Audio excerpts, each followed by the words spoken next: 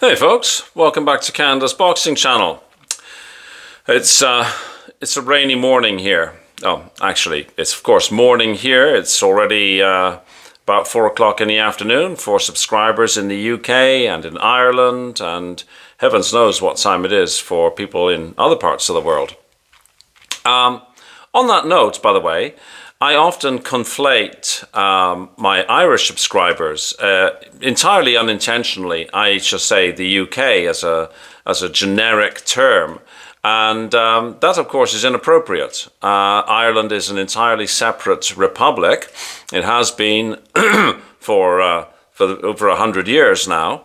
And I mean no disrespect when I sometimes entirely inadvertently lump them all in together. I very much appreciate my subscribers from the Republic of Ireland, and I do note that sometimes when I'm speaking that I make that foolish mistake. So for that I apologize. You're very, very valued, as indeed are subscribers from all parts of the world.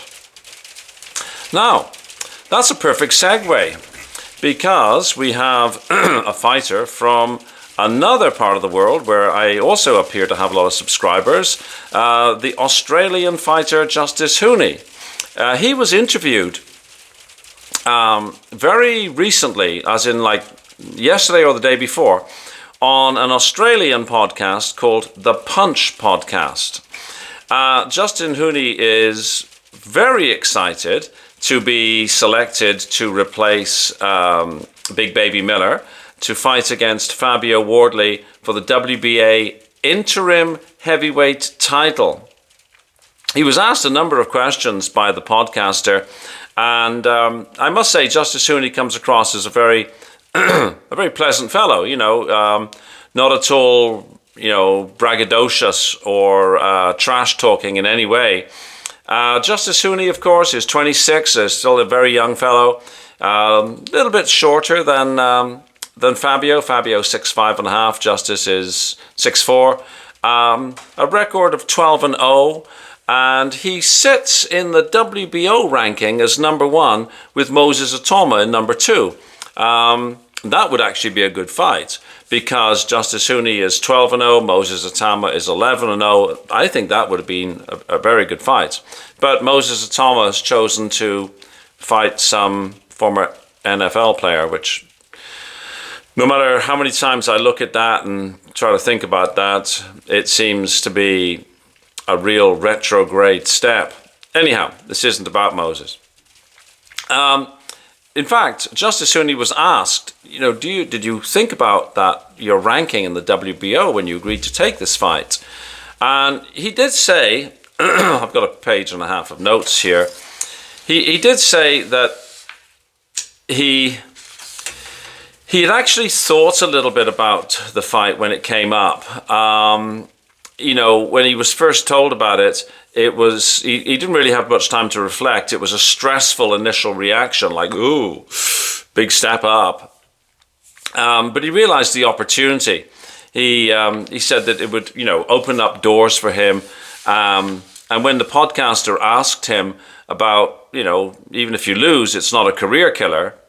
And obviously nobody wants to think about losing, but it's the foolish person that doesn't sort of plan all potential outcomes. And Justis said, some version of, look, this fight sets me up for life. Clearly, of course, he's going to make a lot of money. I have no idea what money he would make, but certainly probably, without a shadow of a doubt, I would imagine, the best payday he's ever had. But more to the point, provided he doesn't do what some of these terrible fighters did this past weekend. William Skull, I'm calling out you, my friend. If Justis Huni goes in there and gives Fabio a really good fight, leaves it all in the ring, I mean, barring a career-ending injury, and we all pray that doesn't happen, if he loses, even if he gets knocked out, spectacularly, provided he's made every effort, his stock will go up. The podcaster said, in a way, it's like getting a free swing. It's not career ending. And I was thinking about Ramon Carderas, who fought Inoue. Yeah, sure, he got beat, he got knocked out. But boy, does his stock ever rise. You know, next time I see him on a fight sheet, I'm going to be like, oh, he's worth watching. He gave his all against Inoue. Unlike William Skull, who, honestly, if he's ever on a fight card again, I'm going to be running from that fight card. I don't want to watch it. So yeah, Justis Huni said he's only got a 5-week camp, because the fight is on the 7th of June, right? So, and he's going to be flying back to the UK a couple of times. There's a press conference next week, and then he'd be back in Australia, and then he's flying again out there. So, that travel time will have an effect as well. It'll cost him both in days and in, energy levels and all that, right? I mean, anybody who's even done a transatlantic flight knows that you're kind of bagged for a couple of days. And flying from Australia to London and then back again, excuse me, please, that'll be quite exhausting. Anyhow, he said that while he's only got a 5-week training camp, he's going to be 100% focused. It's sort of like put that extra percentage in, skip a bit harder, run a bit further, hit a bit harder. When he was asked, well, what do you think Fabio Wardley has over you? Like, what attributes does Fabio Wardley have that you don't? Justis Huni said that Fabio Wardley has more power, but he thinks that he has better footwork and faster hands, which is interesting. I would probably agree with the footwork. I'm not sure if I would agree with the hands. Of course, I'm a little bit biased because I'm a Fabio Wardley fan. So I'm sort of, I always tend to see the best in Fabio Wardley. But yeah, I mean, maybe. Certainly, I think if it comes to power, he's right. Fabio definitely has power. Fabio's also got that wicked killer instinct. Like, particularly if he's hurt, he hits that switch and he's something, isn't he? Justis Huni credits Jai Opetaia for inspiring him, which was nice. He said he didn't speak to Jai Opetaia about whether or not he should take this fight. I mean, obviously they have a relationship. I think many of the Australian fighters sort of know each other and probably do speak to each other. But he said, I didn't really have time to reflect.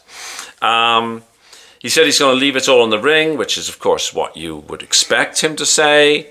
He said he's not going to be there just to make up the numbers. He's definitely there to fight.